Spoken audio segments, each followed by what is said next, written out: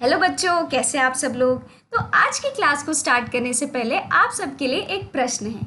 तो ये प्रश्न है बच्चों कि क्या आपको पता है कि जो हमें कच्चा माल मिलता है वो कहाँ जाता है और जो उत्पाद सामग्रियाँ उनसे बनती हैं वो कैसे बनती हैं, उनका निर्माण कैसे होता है। तो आज की क्लास में बच्चों इन सारे प्रश्नों का हम उत्तर ढूंढेंगे ही ढूंढेंगे। तो चलिए इसको ढूंढने के लिए हमें करना होगा आज की क्लास को स्टार्ट। ठीक है, तो आज की क्लास में हम पढ़ेंगे बच्चों कक्षा 10वीं की भूगोल की छठी अध्याय जिसका नाम है विनिर्माण उद्योग। ठीक है, जिसे हम अंग्रेजी में कहते हैं मैन्युफैक्चरिंग इंडस्ट्रीज। ठीक है, चलिए तो सबसे पहले बच्चों इस चित्र में आप देख रहे होंगे ये जो बड़ी बड़ी इंडस्ट्रियां देख रहे हैं, ये जो उद्योग देख रहे हैं, ठीक है, ये विनिर्माण उद्योग है। ठीक है, इतनी बड़ी बड़ी इंडस्ट्रियां होती हैं। ठीक है, छोटी इंडस्ट्रियां भी होती है, छोटे उद्योग भी होते हैं और बड़े बड़े विनिर्माण उद्योग भी होते हैं। आई बात समझ में। तो चलिए अब हम करते हैं अपनी क्लास को स्टार्ट। ठीक है, और समझते हैं कि विनिर्माण आखिरकार होता क्या है। ठीक, तो कच्चे पदार्थ को मूल्यवान उत्पाद में परिवर्तित कर अधिक मात्रा में वस्तुओं के उत्पादन को विनिर्माण या वस्तु निर्माण कहा जाता है। ठीक है, तो जो कच्चे पदार्थ हमें मिलते हैं बच्चों, ठीक है, जो खेतों से मिलते हैं हमें, ठीक है, उनका हम क्या करते हैं, मूल्यवान उत्पाद में उन्हें परिवर्तित करने के लिए, ठीक है, अधिक मात्रा में वस्तुओं के उत्पादन को हम कहते हैं विनिर्माण या फिर वस्तु निर्माण। ठीक है, इतनी बात समझ में आई। तो चलिए आगे बढ़ते हैं। अब हम बच्चों विनिर्माण का जो महत्व है उसके बारे में जानेंगे यहाँ पे। ठीक है, तो यहाँ पे विनिर्माण जो आप देख रहे हैं, ठीक है, उसका क्या क्या महत्व है, उससे क्या क्या होगी बच्चों। जो जीडीपी है उसमें हमारी जो देश की जीडीपी होती है, ठीक है, जिसे हम कहते हैं ग्रॉस डेवलपमेंट प्रोडक्ट, ठीक है, तो उसमें क्या होगी बच्चों, वृद्धि होगी। अगर ज़्यादा से ज़्यादा क्या है बच्चों, मैन्युफैक्चर होंगे, ठीक है, विनिर्माण ज़्यादा से ज़्यादा होंगी, ठीक है, हमारे देश में, तो उसका जो जीडीपी है वो क्या होगा बच्चों, वो बढ़ेगा। ठीक है, इतनी बात समझ में आई। और क्या होगा, कृषि के आधुनिकीकरण, ठीक है, वो भी क्या होंगे बच्चों, वो भी बढ़ेंगे। और क्या होगा, निर्यात वाणिज्य जो व्यापार होते हैं इनमें भी वृद्धि आएगी। ठीक है, और देश में औद्योगिक विकास, बेरोजगारी तथा गरीबी उन्मूलन जो है वो भी क्या होगा बच्चों। जो बेरोजगारी आप देखने को मिल रहे होगा आपको, है ना, कि आजकल काफ़ी बेरोजगारी हमारे देश में बढ़ गई है, तो वो बेरोजगारी नहीं होगी अगर ज़्यादा से ज़्यादा जो विनिर्माण होंगे, ठीक है, मैन्युफैक्चरिंग इंडस्ट्रीज़ होंगी, तो ये जो हमें बेरोजगारी है अपने देश में वो देखने को नहीं मिलेगा। ठीक है, तो इसीलिए विनिर्माण का जो महत्व है वो काफ़ी ज़्यादा आवश्यक है। आई बात समझ में। चलिए अब बढ़ते हैं आगे, कृषि तथा उद्योग। ठीक है, कृषि और उद्योग का, ठीक है, क्या संबंध है, ठीक है, किस लिए कृषि और जो उद्योग है ये एक दूसरे पे निर्भर हैं। आइए जानते हैं। कृषि कई उद्योगों के लिए आधार प्रदान करती है। जो कृषि है, जो खेती है बच्चों, कई उद्योगों के लिए वो आधार प्रदान करती है। अब सोचिए कृषि होगी ही नहीं तो उद्योग के रहने से भी क्या होगा, हमें क्या खाना मिलेगा, हमें खाना नहीं मिलेगा, है ना। लेकिन उद्योगों ने भी अपनी उत्पादकता बढ़ाकर क्या किए बच्चों, कृषि पैदावार बढ़ोतरी को प्रोत्साहित किया है। ठीक है, यहाँ पे हम कौन सा चीज़ देखेंगे बच्चों, हम देखेंगे कि एक हाथ से लिया जा रहा है, एक हाथ से दिया जा रहा है ना, तो यही है एक रीति। तो इसीलिए क्या किया जा रहा है, कृषि जो है वो भी क्या करे, उद्योगों की क्या करे बच्चों, सहायता करें, और वैसे ही जो उद्योग है वो कृषि जन की सहायता करें। आई बात समझ में। तो इसीलिए यहाँ पे कहा जा रहा है कि कृषि कई उद्योगों के लिए आधार प्रदान कर रहा है ना। लेकिन उद्योगों ने भी क्या किया, अपने तरफ से उनको उसी तरह जैसे कि वो लोग हेल्प कर रहे, वो लोग मदद कर रहे कृषि जन, वैसे ही उद्योग जो है वो भी कृषि को मदद कर रहा है। तो उत्पादक बढ़ाकर कृषि पैदावार बढ़ोतरी को वो प्रोत्साहित कर रहे हैं। आई बात समझ में।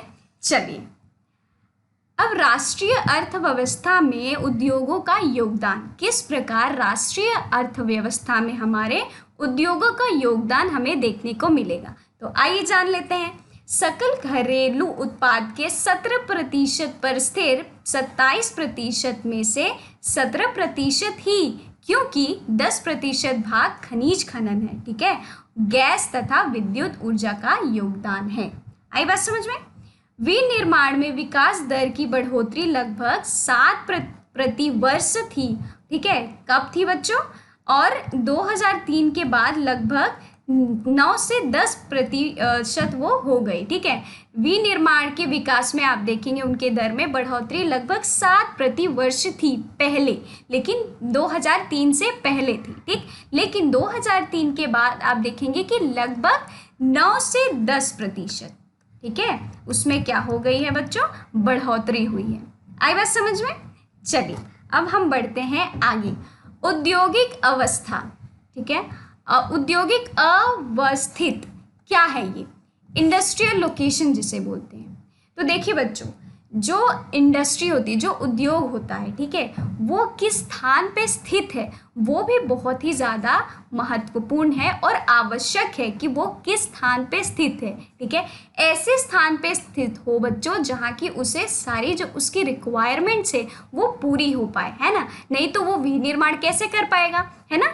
तो आइए जानते हैं। उद्योगों की स्थापना कच्चे माल को उपलब्धता, श्रमिक, पूंजी, शक्ति के साधन तथा बाजार आदि की उपलब्धता से क्या करता है बच्चों, प्रभावित करता है। तो आप क्या करिए, जो उद्योग हैं, ठीक है, आप देखेंगे ज़्यादातर, ठीक है, ज़्यादातर उद्योग उस जगह पे होते हैं जहाँ पे क्या होता है बच्चों, किन किन चीज़ों की उपलब्धता हो, श्रमिक, ठीक है, जो लेबर होते हैं, ठीक, वो उन्हें वहाँ पे ज़्यादा से ज़्यादा मिल सके, पूंजी, ठीक है, पूंजी, फिर शक्ति के साधन, ठीक, तथा बाजार आदि, मतलब वो जो चीज़ वो बना रहे हैं, जो उनका विनिर्माण कर रहे हैं, वो क्या बाजार में क्या करे बच्चों, उसको बेच भी पाए, है ना। तो इन सारी चीज़ों का क्या है बच्चों, उपलब्धता उस स्थान पे होनी चाहिए। इसीलिए औद्योगिक जो अवस्थित है वो बहुत ही ज़्यादा महत्वपूर्ण है। आपको उसी लोकेशन में इंडस्ट्री को सेटअप करना चाहिए जिस लोकेशन में आपकी सारी जो कुछ रिक्वायरमेंट्स हैं वो पूरी हो रही हैं, है ना। देखिए, अगर आपको क्या करना हो बच्चों, अगर पानी से आपको जल से क्या करना है, इलेक्ट्रिसिटी जनरेट करना है, मतलब विद्युत जो है उसको जनरेट करना है ना। अब बच्चों पानी जब रहेगा ही नहीं उस स्थान पे तो आप कैसे विद्युत बनाएंगे, है ना। तो इसीलिए इस कारणवश क्या है, हमें इन सारी चीज़ों को देख के कि हम जो इंडस्ट्री सेटअप करें, जो उद्योग जो हम बैठा रहे हैं उसकी जो स्थान है, ठीक है, जिसकी हमें ज़रूरत है वो होना उस स्थान पे बहुत ही ज़्यादा आवश्यक है। आई बात समझ में। चलिए अब बढ़ते हैं आगे। उद्योग की आदर्श अवस्थिति, ठीक है, ideal location of an industry कैसे होनी चाहिए बच्चों, कैसे आइडियल जो हमें जो लोकेशन है वो इंडस्ट्री की होनी चाहिए। तो वितरण की लागत के हिसाब से क्या होना चाहिए, उस स्थान पर कच्चा माल प्राप्त करने की लागत जो है वो होनी चाहिए, है ना। फिर उत्पादन के वितरण की लागत ये भी होनी चाहिए, उस स्थान पर उत्पादन की लागत, फिर उस स्थान पर उद्योग की स्थापना का निर्णय। इन सारी चीज़ों से क्या बनेगा बच्चों, वितरण की जो लागत है वो मिलेगी आपको देखने को, ठीक है। तो ये जो आइडियल जो ये होता है आपका लोकेशन ऑफ एन इंडस्ट्री, मतलब उद्योग की आदर्श अवस्थिति, ठीक है, वो आपको इन सारी चीज़ों से प्राप्त होगी। आई बात समझ में। चलिए, उद्योग बाजार संबंध देखिए, निवेश, कच्चा माल तथा उसके घटक, ठीक है। तो क्या होंगे बच्चों, निवेश, कच्चा माल तथा उसके घटक से क्या होगा, ये जो आएगा, पहले क्या होगा बच्चों, पहले क्या होगा, कच्चा माल आपको देखने को मिलेगा, है ना, खेतों से जो आए होंगे, ठीक है। फिर उनको आप कैसे लेके जाएंगे, अगर आपके पास परिवहन होगा ही नहीं तो आप उनको लेके कैसे जाएंगे विनिर्माण जो स्थान है वहाँ पे। तो इसीलिए हमें परिवहन चाहिए। परिवहन से वो कहाँ जाएंगे बच्चों, कारखानों में जाएंगे। तो यहाँ पे कारखाना है, ठीक है। फिर क्या होगा बच्चों, वो क्या होंगे, तैयार माल, जो उत्पाद जो होता है वो उसमें उनका निर्माण किया जाएगा। फिर क्या होगा बच्चों, फिर परिवहन के दौरान परिवहन के साथ क्या होंगे बच्चों, वो बाजार में जाएंगे, है ना, बेचने के लिए, और फिर वहाँ पे पूंजी हमें मिलेगी, ठीक है। तो ये जो एक प्रोसेस है वो क्या है बच्चों, होते रहना चाहिए। अगर वो नहीं होगा तो क्या होगा, जो कोई भी अगर इसमें इन सारी चीज़ों में से कोई भी चीज़ अगर मिसिंग है तो क्या होगा बच्चों, जो उद्योग बाजार जो संबंध है, ठीक है, उसमें क्या होगी, कमी हो जाएगी, जिसकी वजह से उनको थोड़ी सी दिक्कत जो है वो देखने को आपको मिलेगी। तो ये सारे जो चीज़ें हैं ये होना बहुत ही ज़्यादा आवश्यक है। आई बात समझ में? चलिए अब हम पढ़ेंगे बच्चों उद्योगों का वर्गीकरण, कि उद्योग जो हैं उनके भी कुछ वर्गीकरण होते हैं। ठीक है, क्या क्या होते हैं आइए जानते हैं। कच्चे माल के आधार पर उनका वर्गीकरण किया गया है। ठीक है, खाद्य प्रसंस्करण जैसे कृषि आधारित उद्योग, ठीक है, जिसे हम अंग्रेजी में कहते हैं खाद्य प्रसंस्करण को क्या कहते हैं, फूड प्रोसेसिंग। ठीक है, वैसे ही लोहा और इस्पात जैसे खनिज आधारित उद्योग, ठीक है, जहाँ पे लोहा जो होते हैं बच्चों उन्हें पिघलाया जाता है। वो कहाँ पिघलाया जाता है बच्चों, वो आपके इस्पात जैसे जो खनिज जो आधारित जो वो होते उद्योग होते हैं वहाँ पे इनका आपको देखने को मिलेगा, इन्हें पिघलाया जाता है। तो वो भी अलग होते हैं, बहुत ही बड़ी बड़ी इस्पातें होती हैं। आई बात समझ में? और किन किन चीज़ों पे वर्गीकरण किया गया, लोहा और इस्पात जैसे आधारभूत या प्रमुख उद्योग। आपने देखा होगा कई बार जब आप कहीं से रोड पे जा रहे हो, है ना, NH वगैरह पे, तो आपने देखा होगा कि बड़ी बड़ी ट्रकों में यूं लंबी लंबी पाइप जो है वो लदी रहती है। तो उनका भी एक उद्योग होता है, वो वहाँ से आती हैं और फिर दूसरे जगह पे उनको लेके जाया जाता है। तो आप देख रहे हैं ये क्या है, एक बड़ा उद्योग है और यहाँ पे पाइप जो है ये रखी गई हैं। तो इनका भी क्या होता है बच्चों, हमें आगे काम आता है। ठीक है, तो इसीलिए लोहा और इस्पात जैसे आधारभूत या प्रमुख उद्योग भी होते हैं। और क्या हो गए, कागज जैसे उपभोक्ता उद्योग, जहाँ पे कागज जो है उसे बनाया जाता है, जिन उद्योगों में उन्हें बनाया जाता है फिर उनको रखा जाता है, ठीक है, उनके भी उद्योग होते हैं। ठीक, पूंजी निवेश के आधार पर भी वर्गीकरण किया गया, जैसे कि लघु उद्योग मतलब स्मॉल स्केल। आप देखेंगे जैसे कुछ लोगों ने क्या की, 2-4 लोग हैं, उन्होंने क्या सोचा कि चलो एक दुकान खोल लेते हैं। ठीक है, दुकान खोल के छोटी सी वहाँ पे 5-6 लोगों को बोल दिया कि भाई आप लोग क्या करिए, सिलाई का काम करिए, है ना। तो वो क्या हो गया बच्चों, स्मॉल स्केल हो गया, मतलब लघु उद्योग हो गया। वहाँ पे 5-6 लोग जो ही काम कर रहे हैं, है ना। जैसे यहाँ पे देखिए, यहाँ पे क्या करिए बच्चों, औरतें और जो महिलाएं हैं वो क्या कर रही है, सिलाई का काम कर रही है। तो ये लघु उद्योग हो गए। वैसे ही बृहत उद्योग मतलब लार्ज स्केल, तो ऐसे भी उद्योग हैं जहाँ पे बहुत ही बड़ा ऐसे आपको देखने को मिलेगा, कारखाने टाइप का। ठीक है, उसमें क्या होता है बच्चों, उसे हम कहते हैं बृहत उद्योग, मतलब लार्ज जो स्केल होती है इंडस्ट्रीज वो कहते हैं। आई बात समझ में? चलिए, स्वामित्व के आधार पे भी वर्गीकरण किया गया है। किस प्रकार? स्वामित्व का मतलब होता है बच्चों ओनरशिप, जिसपे आपका अधिकार हो, है ना। तो स्वामित्व के अधिकार पे भी वर्गीकरण किस प्रकार किया गया है, निजी क्षेत्र। निजी क्षेत्र मतलब आपका अपना क्षेत्र, ठीक है। और क्या है बच्चों, उसको दोबारा से क्या किया गया, सहकारी उद्योग। ठीक है, इसको और 2 में इसको बांटा गया, जैसे कि सार्वजनिक क्षेत्र और संयुक्त उद्योग। ठीक है, तो आप अपना भी उद्योग बना सकते हैं, मतलब अपने ही आप उसके जो आपका उद्योग है उसके आप ओनर जो है वो रह सकते हैं। ठीक है, आई बात समझ में? चलिए आगे बढ़ते फिर। कच्चे तथा तैयार माल की मात्रा व भारी के आधार पर, ठीक है, सॉरी भार के आधार पर, है ना। तो क्या बताया जा रहा है बच्चों यहाँ पे, कच्चे तथा तैयार माल की मात्रा व भार के आधार पर। ठीक, भारी उद्योग जैसे हेवी इंडस्ट्रीज, आपने देखा होगा इस्पात जैसे जो उद्योग होती हैं वहाँ पे लोहे का काफ़ी काम होता है। ठीक है, लोहे से बनी हुई जो चीज़ें होती हैं उनका निर्माण होता है वहाँ पे। ठीक है, स्टील जो इंडस्ट्रियाँ होती है, स्टील उद्योग, वहाँ पे भी क्या होता है बच्चों, काफ़ी हैवी जो काम होता है वो होता है। तो उन्हें कहा जाता है भारी उद्योग, ठीक है, जिसे हम कहते हैं अंग्रेजी में हैवी इंडस्ट्रीज। वैसे ही हल्के उद्योग जैसे लाइट इंडस्ट्री, ठीक है, वहाँ पे छोटे मोटे काम होते हैं, जैसे आपको कपड़े बनाने के लिए दे दिया गया, है ना। तो कपड़े बनाने के लिए आपको कुछ जो जो रिक्वायरमेंट है वो दे दी गई हो, और आपको क्या किया गया, बहुत सारे लोगों को ऐसे साथ में बैठा दिया गया और आपको बोले कि भैया आप सिलाई करो, ठीक है। तो उनके भी उद्योग होते हैं, तो वो लाइट होते हैं, मतलब हल्के होते हैं। वहाँ पे क्या होते हैं, हल्के काम होते हैं, वहाँ भारी भारी काम नहीं होते, भारी भरकम जैसे कि आपको इस्पात जो उद्योग होते हैं उनमें देखने को मिलेंगे। इतनी बात समझ में आई। चलिए आगे बढ़ते हैं।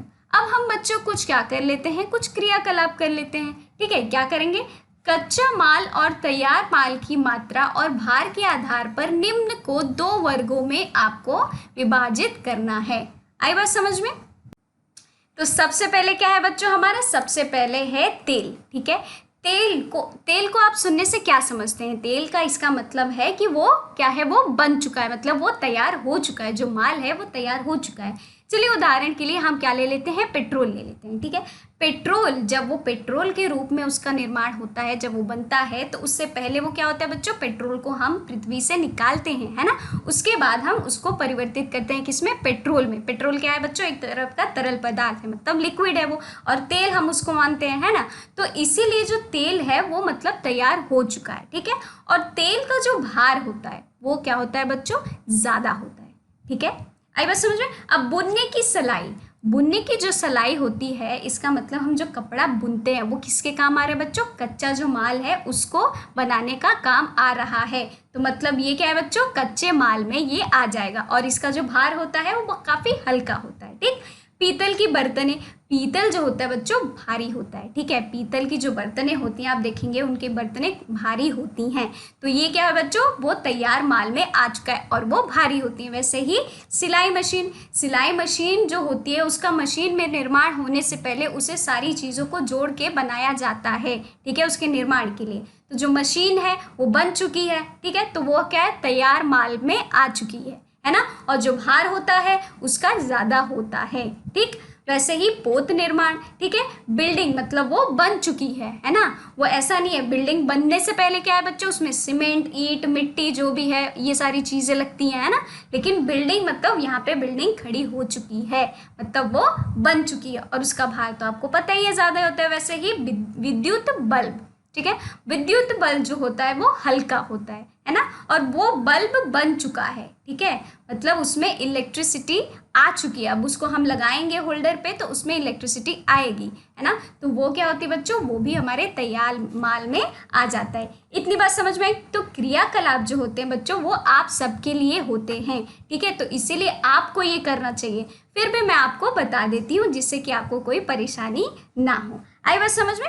चलिए अब हम पढ़ेंगे उद्योगों के प्रकार।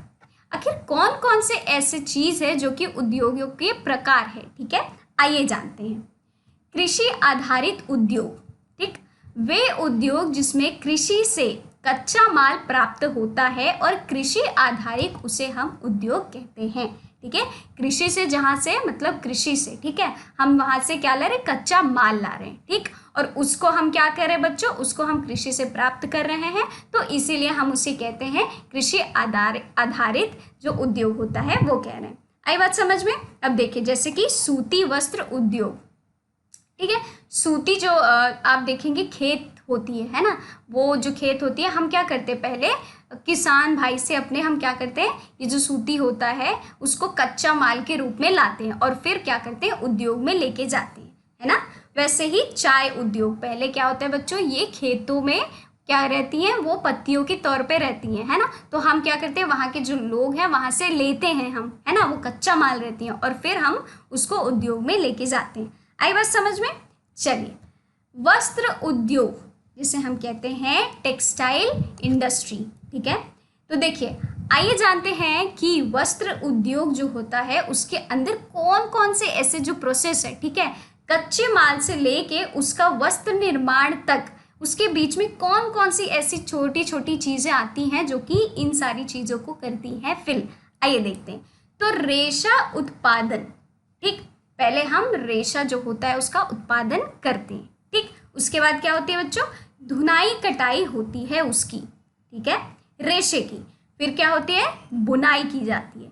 फिर उसमें हम रंगाई व परिष्करण करते हैं, उसमें रंग डालते हैं और उसका परिष्करण करते हैं। फिर क्या होता है बच्चों, हमें फाइनल प्रोडक्ट मिलता है जिसे हम कहते हैं वस्त्र निर्माण। आई बात समझ में? तो यहाँ पे हमने क्या देखा कि हम कच्चे माल से लेकर जो वस्त्र निर्माण हो रहा है उसके बीच में कितनी सारी चीज़ें आती हैं, तब जाके उसका निर्माण हो पाता है। ठीक, अब वैसे रेशा उत्पादन में क्या होता है बच्चों, ये हमारा कच्चा जो रेशा है वो होता है। ठीक, अब धुनाई कताई में क्या होती है, सूत बनते हैं वो, और फिर बुनाई में जो होते, जब उन्हें बुन दिया जाता है तो वो कपड़े के रूप में आ जाते हैं। वैसे ही जब रंगाई और वो परिष्करण जब हम करते हैं और जो वस्त्र उनका विनिर्माण हो जाता है तो वो क्या बन जाते हैं, वस्त्र बन जाते हैं, जिसे हम कहते हैं गारमेंट। इतनी बात समझ में आई? तो वस्त्र उद्योग में अतिरिक्त मूल्य क्या होते हैं, उत्पाद होते हैं। तो आपने देखा किस प्रकार से कच्चे माल से लेकर हम वस्त्र निर्माण तक के बीच में कई सारी चीज़ें होती हैं कि कच्चा माल से हम जो वस्त्र होता है उसका विनिर्माण कैसे करते हैं। आई बात समझ में? चलिए आगे बढ़ते हैं। वस्त्र उद्योग क्या होते हैं ये, आइए जानते हैं। तो भारतीय अर्थव्यवस्था में वस्त्र उद्योग का अपना अलग महत्व है, क्योंकि इसका औद्योगिक उत्पादन में महत्वपूर्ण योगदान है। तो आप देखेंगे जो हमारे भारत में जो अर्थव्यवस्था के रूप में जब हम देखेंगे तो वस्त्र जो उद्योग है उनका बहुत ही ज़्यादा क्या है, बहुत ही महत्व है। ठीक है, और क्योंकि इसका औद्योगिक उत्पादन में बहुत ही ज़्यादा महत्वपूर्ण योगदान है। ठीक है, हमारी भारत की अर्थव्यवस्था को बढ़ाए रखने के लिए, उसको बरकरार रखने के लिए हम क्या करते हैं बच्चों, ये जो हमारा वस्त्र उद्योग है उसका होना बहुत ही ज़्यादा अनिवार्य है और उसमें प्रगति होना बहुत ही ज़्यादा हमारे भारत के अर्थव्यवस्था के लिए बहुत ही फलदायक है। ठीक है, इसीलिए वो बहुत ही ज़्यादा महत्वपूर्ण है। तो इस पिक्चर में आप देख रहे होंगे कितने अच्छे तरीके से दिखाए जा रहे हैं, है ना, कि कौन कौन से जो वस्त्र हैं, जैसे कि आप यहाँ पे देख रहे हैं अलग अलग चीज़ें। ठीक है, कपड़ा है, सूती है, वो किस प्रकार से वस्त्र निर्माण किया जा रहा है। आई बात समझ में? चलिए अब देखिए सूती वस्त्र, ठीक है, कॉटन टेक्सटाइल क्या होता था प्राचीन भारत में। आप देखते होंगे कि सूती वस्त्र क्या होते थे, हाथ से कताई और हथकरघा बुनाई तकनीक से वो बनाए जाते थे। आपको याद है गांधी जी चरखे से क्या करते थे बच्चों, वो वस्त्र बनाते थे, पता है, और उसी को वो पहनते थे। तो हम अगर अपने प्राचीन में देखेंगे, प्राचीन भारत में हम हाथों से सिलाई बुनाई करते थे, हाथों से हम वस्त्र बनाते थे। ठीक है, तो वैसे ही 18वीं शताब्दी के बाद क्या हुआ, विद्युतीय करघों का उपयोग होने लगा 18वीं शताब्दी के बाद। ठीक है, औपनिवेशिक काल के दौरान हमारे परंपरागत उद्योगों को बहुत ही हानि हुई। तो क्योंकि विद्युत आया, ठीक है, उसके वजह से औपनिवेशिक काल के दौरान क्या हुआ बच्चों, हमारे परंपरागत जो हम पुराना जो हमारा एक ट्रेडिशनल वे था, ठीक है, परंपरागत जो तरीका था जिस वजह से हम क्या करते थे, सूती वस्त्र बनाते थे, उसको क्या हुआ बच्चों, बहुत ही ज़्यादा हानि हुई थी। इतनी बात समझ में आई? चलिए आगे बढ़ते हैं। फिर आगे क्या है हम सबके लिए, महाराष्ट्र और गुजरात ही क्यों, क्यों ये दोनों जो क्षेत्र हैं, ठीक है, ये ही क्यों, तो किस बात के लिए क्यों, आइए जानते हैं। कच्चा कपास प्रचुर मात्रा में और सस्ता था।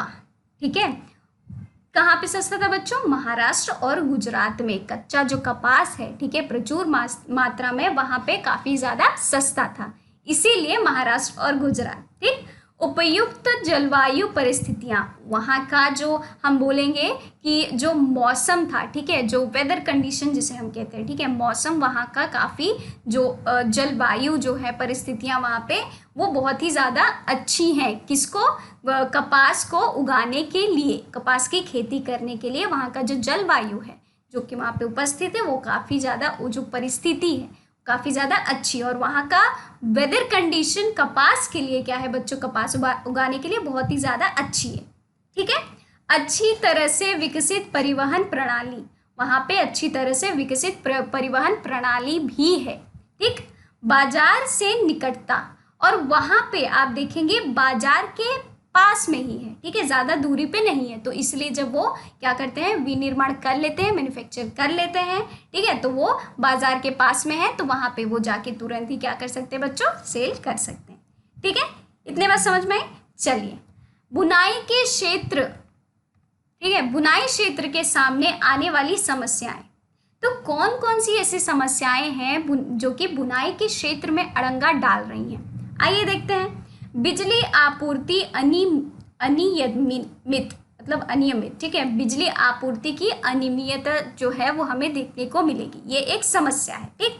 पुरानी मशीनरी, ठीक है, पुरानी मशीनरी भी है, ठीक, अभी नई मशीनरी नहीं है, इसके वजह से भी बुनाई क्षेत्र में हमें क्या कर रहा है, इसका सामना जो है, इस समस्या का सामना करना पड़ रहा है, ठीक।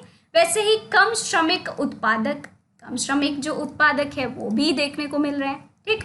कृत्रिम वस्त्र उद्योग से प्रतिस्पर्धा, हम देख रहे हैं कि भैया सिंथेटिक जो फाइबर है, ठीक, कृत्रिम जो वस्त्र है उसमें तो बहुत ही ज़्यादा प्रगति जो है वो हो रही है। तो हम क्या करें बच्चों, उनके साथ प्रतिस्पर्धा करें, मतलब कंपटीशन करें कि नहीं अब तो हम भी दिखा के मानेंगे, ठीक है। तो इस वजह से भी क्या हो रहा है बच्चों, बुनाई के क्षेत्र में हमें समस्या जो है वो फेस करने को मिल रही है, ठीक है।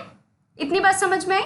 चलिए अब हम कुछ बुद्धिशीलता प्रश्न जो है उसके बारे में यहाँ पे सोचते हैं, ठीक है।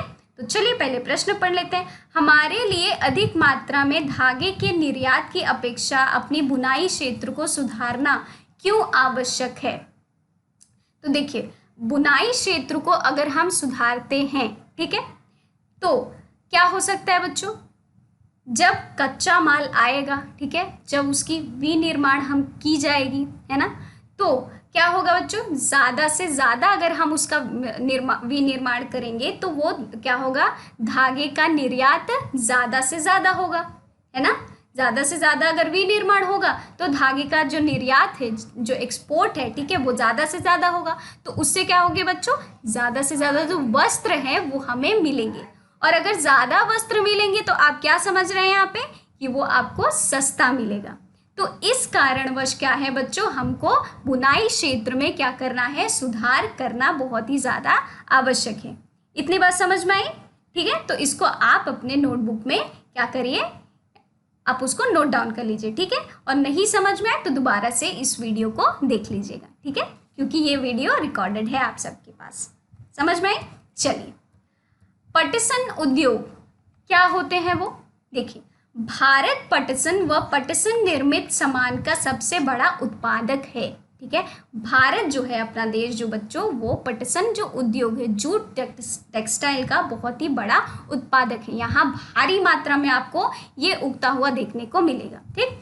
तथा बांग्लादेश के पश्चात दूसरा बड़ा निर्यातक भी है, ठीक। वर्ष 2010 से 11 में भारत में लगभग 80 पटसन उद्योग थे।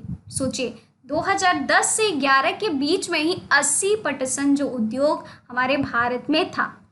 इनमें अधिकांश पश्चिम बंगाल में हुगली जो नदी है उसके तट के किनारे थी, और उस पर 88 किमी लंबी तथा 3 किमी चौड़ी एक सकरी मेखला में स्थित थी, ठीक है।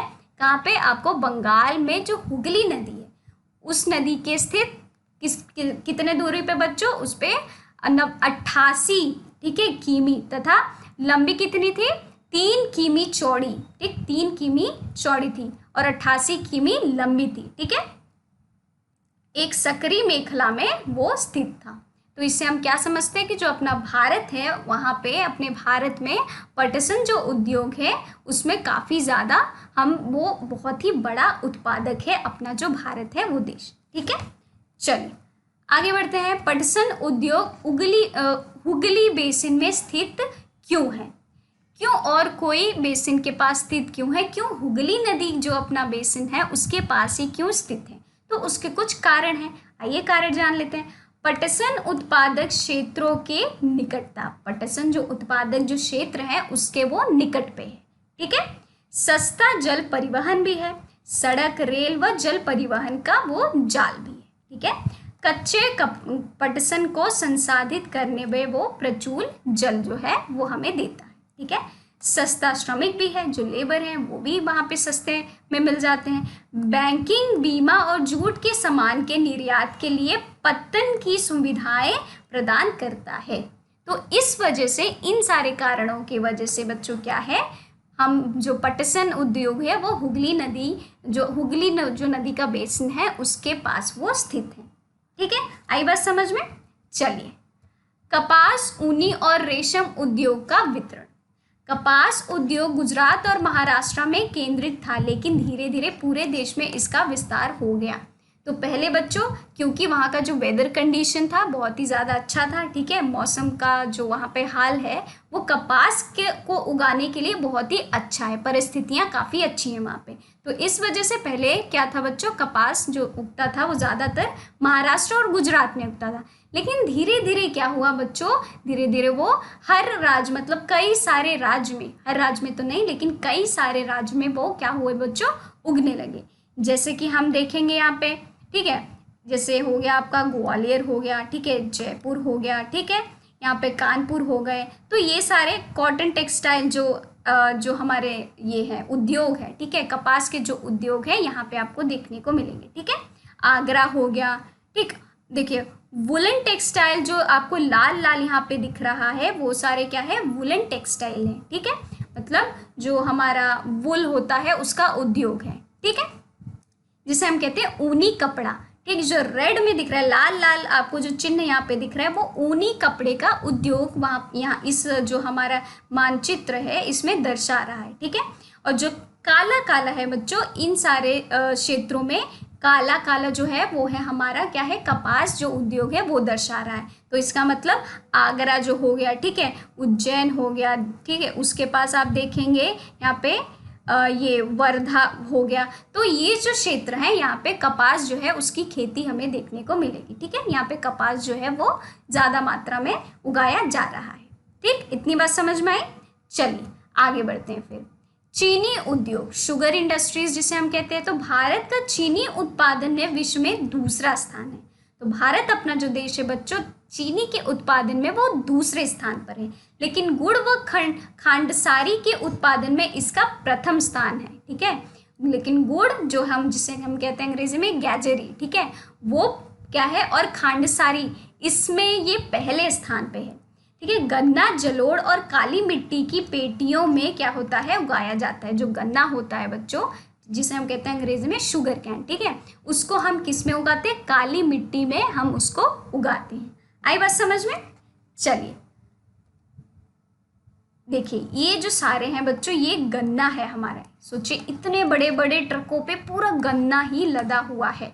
तो ये अब जाएगा और क्या बनेगा बच्चों, चीनी का, ये चीनी में जो है वो निर्मित होगा। ठीक है, चलिए अब हम कुछ क्या है बुद्धिशीलता जो प्रश्न है वो दोबारा से एक बार कर लेते हैं। क्या है वो प्रश्न, चीनी उद्योग मौसमी है अतः सहकारी क्षेत्र के लिए उपयुक्त है। क्या आप बता सकते हैं ऐसा क्यों है। तो बच्चों मौसमी जो उद्योग होते हैं क्या होते हैं, वो इस प्रकार कुछ होते हैं कि वो वर्ष में क्या होते हैं, कुछ महीनों के लिए आते हैं। ठीक है, तो इससे क्या होता है, कुछ महीनों के लिए तो जो रोजगारी होती है, ठीक है, उन किसानों के पास या फिर जो भी उनमें काम कर रहे हैं, ठीक है, उनके लिए कुछ महीनों के लिए तो उनके पास रोजगार आ जाता है। लेकिन जब वो क्या होगा बच्चों, वो जब मौसम खत्म हो जाएगा, है ना, तब वो क्या करेंगे।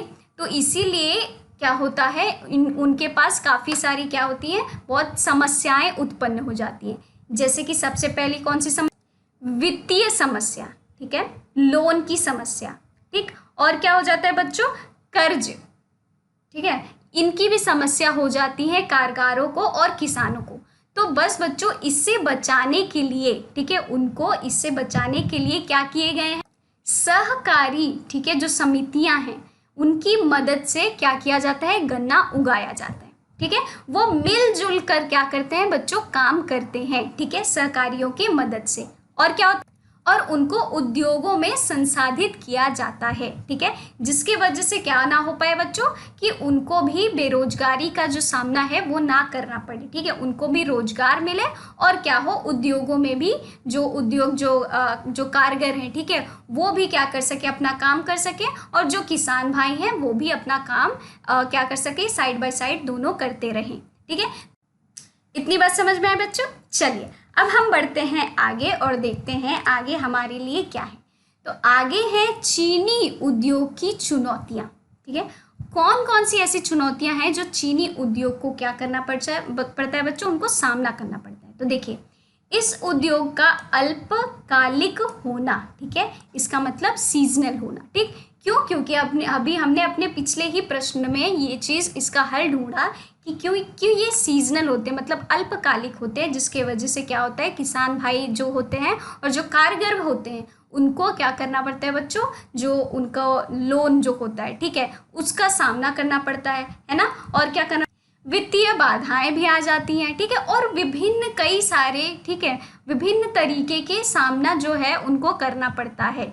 तो इसीलिए इस उद्योग का अल्पकालिक होना क्या है, एक बहुत ही बड़ी चुनौती है, ठीक। क्योंकि क्या होता है, साल भर में ये कुछ महीनों के लिए आते हैं, तो कुछ महीनों चलो काम हो गया, लेकिन और महीने वो क्या करेंगे, है ना।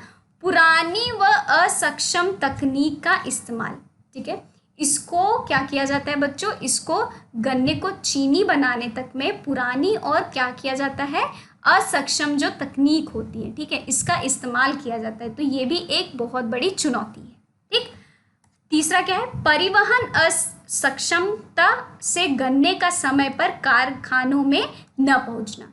तो परिवहन जो होते हैं वो भी क्या होते हैं बच्चों, टाइम से नहीं मिल पाते, ठीक है, टाइम से नहीं मिल पाते तो वो कारखानों में नहीं पहुंच पाते हैं समय से, ठीक। तो ये भी एक चुनौती है। और क्या है, खोई का अधिकतम इस्तेमाल न कर पाना, ठीक है, जो खोई है उसका अधिकतम न इस्तेमाल कर पाना, ठीक है, जिसे हम कहते हैं बगैस, ठीक। तो ये सारी कुछ चुनौतियां हैं, ठीक है, जो चीनी के उद्योग के लिए क्या कर रही हैं बच्चों, खड़ी हैं, ठीक। किसके सामने, हमारे किसानों के सामने और हमारे कारीगर हैं, ठीक है, उनके सामने खड़ी हैं। इतनी बात समझ में आई? तो चलिए बच्चों, आज की क्लास को करते हैं हम यहीं पे समाप्त। मिलते हैं हम अपनी अगली कक्षा में, और हम क्या करेंगे, इस अध्याय को क्या करेंगे बच्चों, कंप्लीट करेंगे, ठीक है। तब तक के लिए आप जहाँ तक मैंने पढ़ाया उसको वहाँ तक अच्छे से रिवाइज करते रहिए, ठीक है, दोहराते रहिए। चलिए, आज हम करते हैं आज की कक्षा को यहीं पे समाप्त।